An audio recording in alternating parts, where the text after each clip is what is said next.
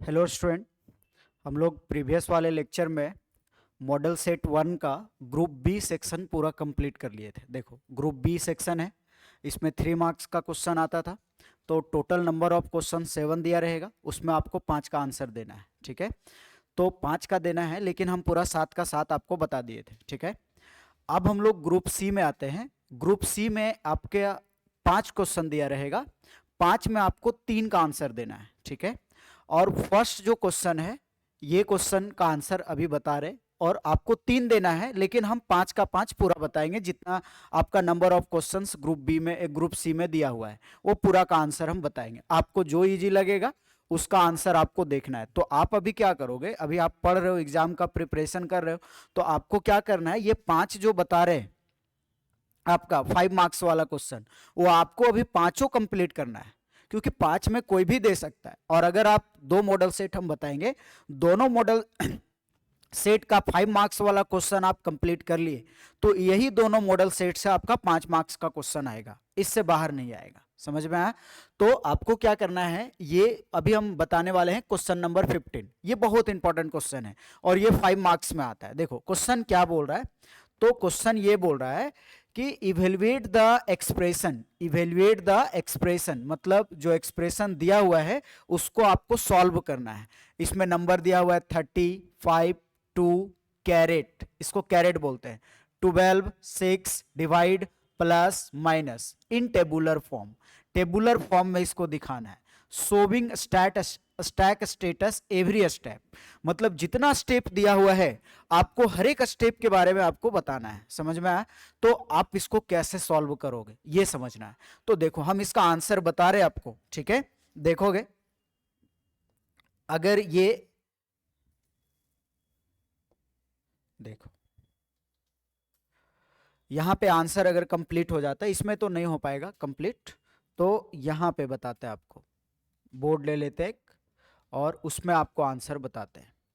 इसमें जो जो नंबर था वो नंबर हम लोग को लिख लेना है। ठीक है, नंबर तो देखो, नंबर क्या है, 35, 2 कैरेट, 35, 2 कैरेट, ये दिया हुआ है। ठीक है, उसके बाद नेक्स्ट क्या था इसमें, number 12, 6 divide plus minus, 12, 6 divide plus minus, ये है, ये दिया हुआ है। आपको इसको बोला गया है टेबल के फॉर्म में बनाइए। देखो यहां लिखा हुआ है टेबुलर फॉर्म में इसको दिखाना है। देखो दिख रहा है, ये बोला जा रहा है कि ये पूरा नंबर लिख लिए हम लोग, और लिखा हुआ in tabular form showing stack status every step, हर एक स्टेप को आपको दिखाना है। तो आप देखोगे कि इसको हम लोग कैसे सॉल्व करते हैं। ये ले लिए क्वेश्चन, जो क्वेश्चन में नंबर दिया हुआ था वो नंबर ले लिए। अब हम लोगों को क्या करना है, एक टेबल बनाना है। ये सॉल्यूशन बता रहे हैं आपको। ठीक है, सॉल्यूशन टेबल बनाना है इस तरीके से। ठीक है,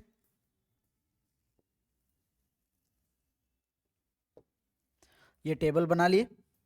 टेबल में पहले आपको लिखना स्टेप, स्टेप दिखाने के लिए बोला गया है। स्टेप नंबर 2 है इनपुट, इनपुट एलिमेंट, इनपुट करना है। इनपुट ले लेते हैं डायरेक्ट।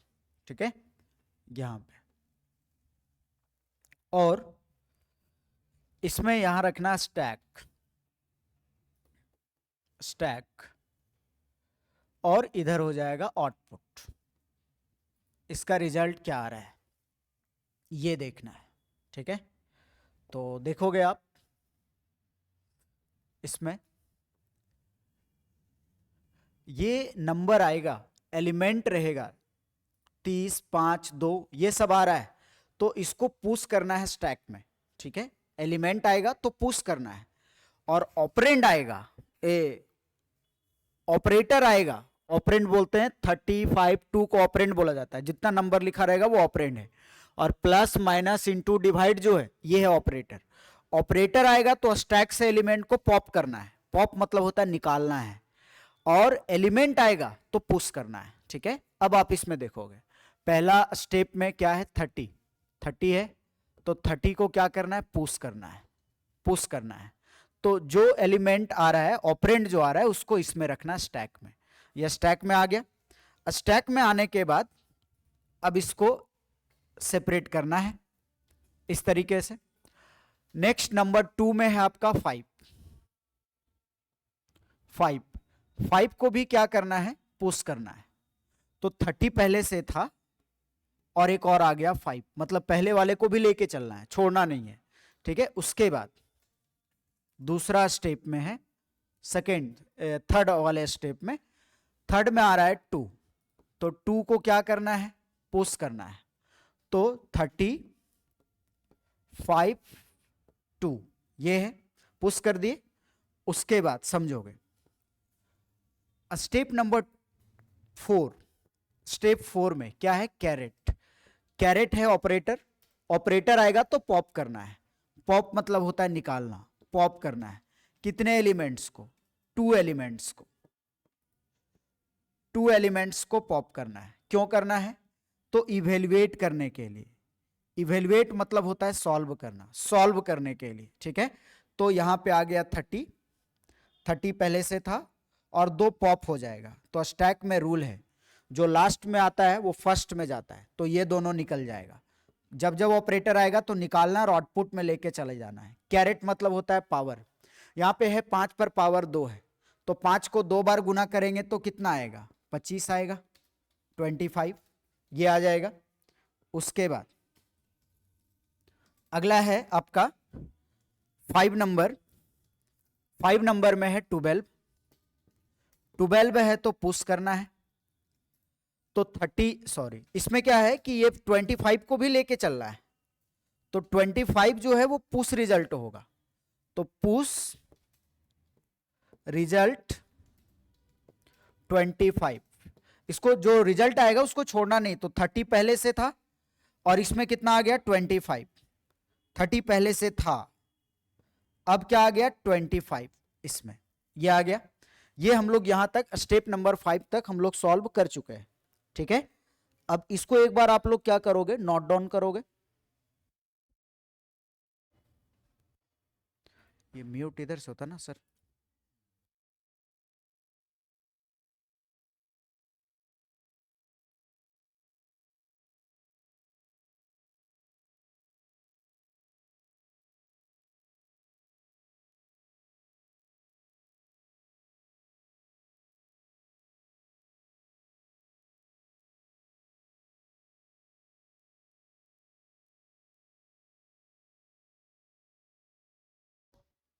अब आप इसमें देखोगे, एक बार साउंड देख लीजिएगा सर।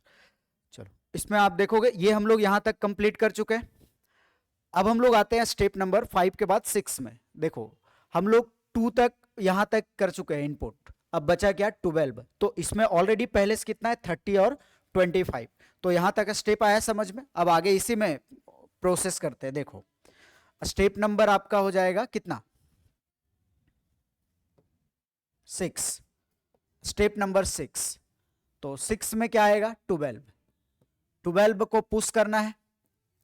तो 30 और 25 पहले से है, तो इसमें क्या आ जाएगा 12, ये आ गया। उसके बाद अगला स्टेप नंबर 6,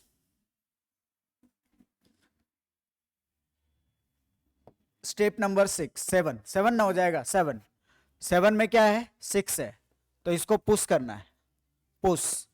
तो 30 पहले से है, 25 पहले से है, 12 पहले से है, अब क्या आ जाएगा 6 आ गया।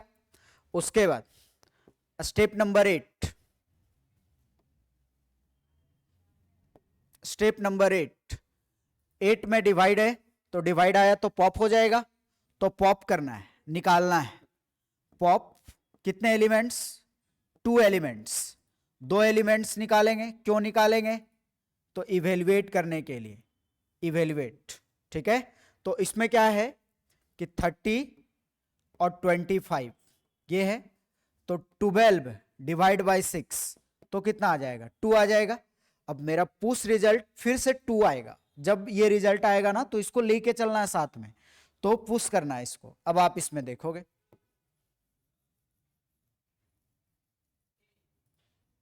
देखो इसमें क्या है, 9 नंबर में आपका क्या आ रहा है, पुश रिजल्ट हो जाएगा, पुश रिजल्ट 2। तो 30 पहले से है, 25 है और क्या हो जाएगा 2। ठीक है, ये मिट जाएगा, ये नहीं रहेगा। उसके बाद स्टेप नंबर 10 में देखोगे, साउंड है ना सर, देखोगे 10 में देखोगे, 10 में क्या है आपका प्लस, प्लस आ रहा है ना, डिवाइड तक तो हो चुका है, तो प्लस आएगा तो पॉप हो जाएगा। पॉप कितना एलिमेंट्स, 2 एलिमेंट्स। पॉप मतलब निकालना होता है, पुश मतलब स्टैक में डालना होता है, समझ में आया। 2 एलिमेंट्स और इवेल्युएट हो जाएगा, इवेल्युएट मतलब सॉल्व होगा। ठीक है, तो हम लोग यहाँ क्या बचा, 30 बचा, और 25 प्लस 2 को जोड़े तो कितना आया 27।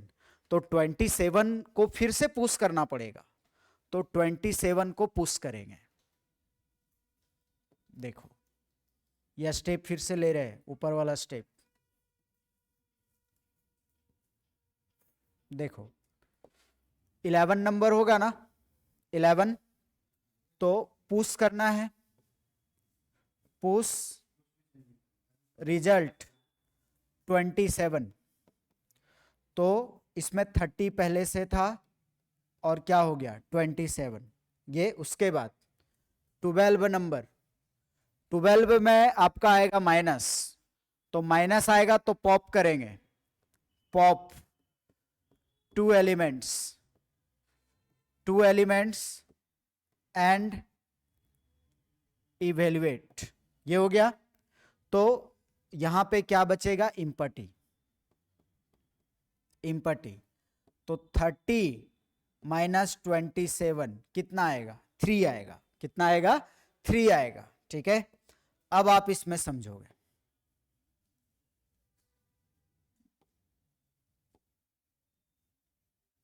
देखोगे ये आ गया। उसके बाद 13 में फिर से हम लोग पुश रिजल्ट कर लेंगे, कितना करेंगे 3, और 3 आ गया तो यहां पे 3 को रख दिए। इसके आगे देखो कोई एलिमेंट है, इसके आगे नहीं है, कोई भी एलिमेंट इसके आगे नहीं है, तो हम लोग क्या लिखेंगे स्टेप नंबर 14 में, no more elements, no more elements.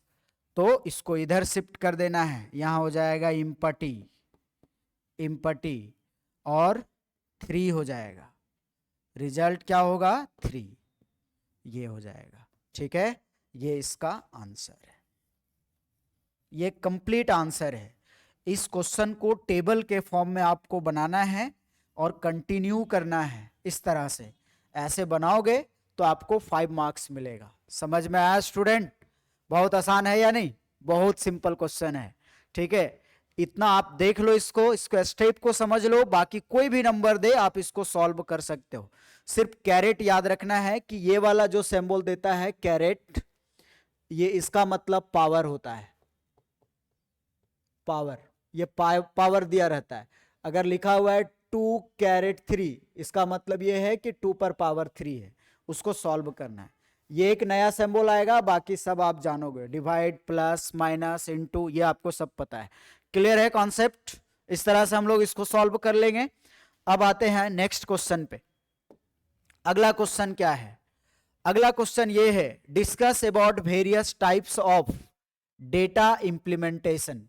ठीक है, डिस्कस करना है डेटा इंप्लीमेंटेशन के बारे में। ये आपको पढ़ाए हैं चैप्टर नंबर 11 में, चैप्टर नंबर 11 में इसके बारे में डिस्कस किए हैं। आपको डेटा एब्स्ट्रैक्शन पढ़ाए थे, तो ऐसा क्वेश्चन आता है कि वेरियस लेबल्स को डिफाइन करो, तो फिर आपको डेटा एब्स्ट्रैक्शन के बारे में पढ़ना है जो आपको डेटाबेस में बताए थे। ठीक है, तो आप इसमें देखोगे कि हम लोग इसका आंसर कैसे लिखते हैं। देखो, तो ये क्वेश्चन नंबर 15 बता दिया आंसर, क्वेश्चन नंबर 16 का आंसर आप लोग देखोगे। 16, ये नेक्स्ट प्लस ऐड कर देते हैं, ठीक है। 16 में ये है कि आपको 16 नंबर क्वेश्चन में डेटा एब्स्ट्रैक्शन के बारे में पढ़ना है। डेटा एब्स्ट्रैक्शन, एब्स्ट्रैक्शन इन डेटाबेस। डेटा एब्स्ट्रैक्शन क्या होता है डेटाबेस में, इसके बारे में जानना है। समझ में आया? तो डेटा एब्स्ट्रैक्शन डेटा के कॉम्प्लेक्सिटी को छुपाता है, हाइड करता है। कहां से? यूजर से। और यूजर को वही डेटा दिखाता है जो यूजर के लिए यूजफुल है। जैसे हम लोग फेसबुक चलाते हैं तो फेसबुक में लाइक, कमेंट, शेयर ये फंक्शन दिया हुआ है। लाइक करते हैं हम लोग, कमेंट करते हैं, लेकिन लाइक करने के लिए कोडिंग किया गया है तो वो कोड नहीं दिखता है। अगर कोड दिखा देगा तो फेसबुक चलाना बहुत कॉम्प्लिकेटेड हो जाएगा, क्योंकि सभी को कोडिंग नहीं ना आता है। तो हम लोग को इतना इजी बना दिया गया है कि हमको सिर्फ लाइक बटन दिखता है, लाइक फंक्शन दिखता है, उसके अलावा कुछ भी नहीं दिखता है। तो वो डेटा एब्स्ट्रैक्शन का कॉन्सेप्ट है। उसके कोड को छुपा दिया गया है और यूजर को वही दिखाया जा रहा है जो उसके लिए जरूरी है। डेटा एब्स्ट्रैक्शन वही करता है। मतलब एब्स्ट्रैक्शन का मतलब होता है abstraction, abstraction means hide the complexity of data.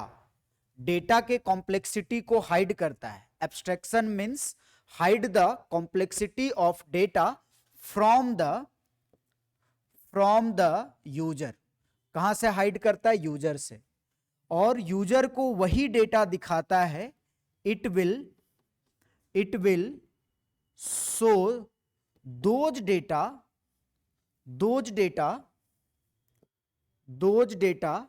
which will be useful for the user, जो यूजर के लिए जरूरी है।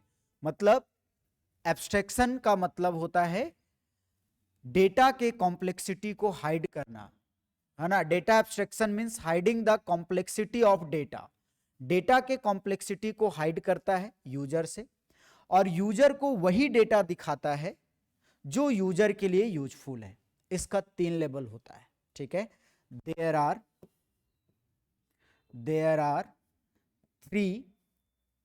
Three implementation labels of data abstraction। data abstraction,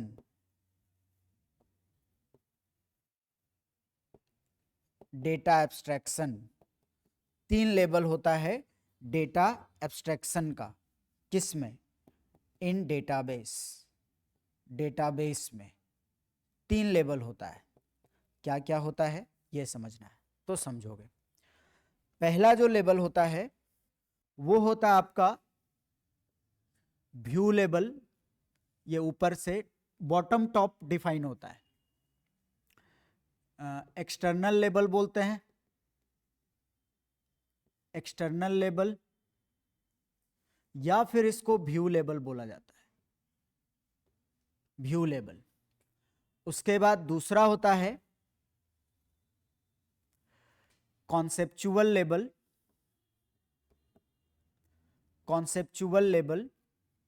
या फिर इसको लॉजिकल लेवल बोला जाता है, लॉजिकल लेवल ये बोला जाता है। और तीसरा होता है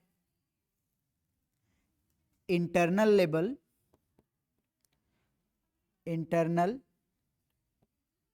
इंटरनल लेवल, या आपका होता है फिजिकल लेवल, फिजिकल लेवल ये होता है। ये काम करता है बॉटम टू टॉप, ऐसे डिफाइन करते हैं इसको। 3 लेवल होता है, इसी को डिस्क्राइब करना था, ठीक है। ये सेम लेवल को हम लोगों को क्या करना था? डिस्क्राइब करना था। तो देखो हम लोग बॉटम टू टॉप डिफाइन करते हैं क्योंकि पहले डेटा स्टोर होता है तो फिजिकल लेवल में मेमोरी के क्लोजेस्ट होता है। ये मीडिएटर है ना सेंटर में काम करता है और ये यूजर के क्लोज होता है। ये क्या करता है इंटरनल लेबल, ये बताता है कि आप कैसे डेटा स्टोर कर रहे हो स्टोरेज मीडियम के ऊपर, ठीक है। ये डिस्क्राइब करता है, इट डिस्क्राइब्स मतलब होता है बताना, बताता है। It describes how the actually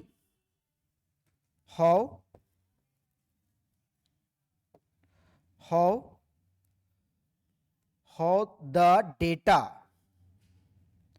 are actually stored on the storage medium। Storage medium के ऊपर कैसे डेटा स्टोर किया जा रहा है। और ये डिस्क्राइब करता है, इट डिस्क्राइब्स व्हाट मतलब क्या, what the data are actually stored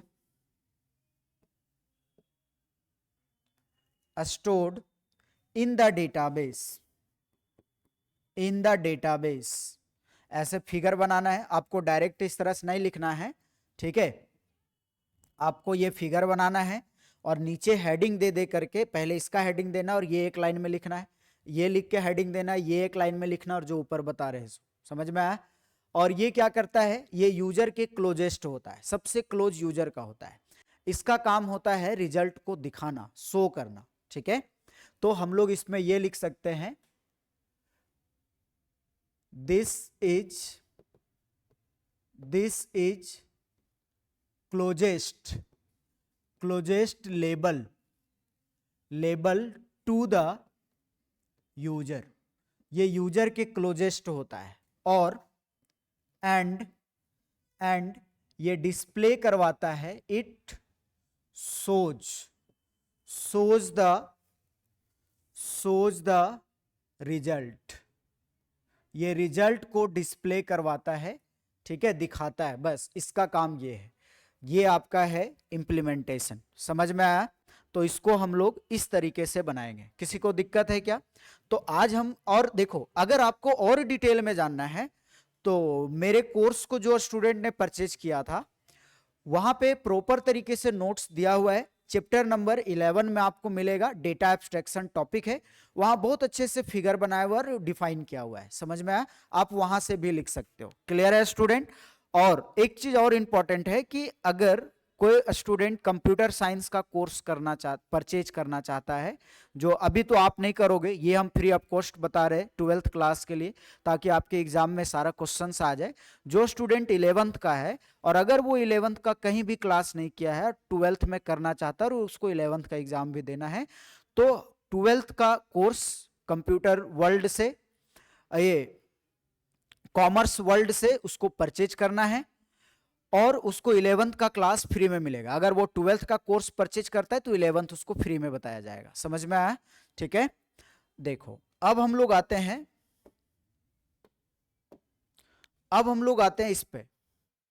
ये दो क्वेश्चन डिस्कस कर चुके हैं, ये दोनों लॉन्ग क्वेश्चन था। अब हम लोग पढ़ेंगे what do you mean by network topology, इसके बारे में। तो ये सब हम लोग नेक्स्ट क्लास में इसका लेक्चर देखेंगे। समझ में आया स्टूडेंट? तो आज हम लोग यहीं तक क्लास रखते हैं। थैंक यू स्टूडेंट, ठीक है।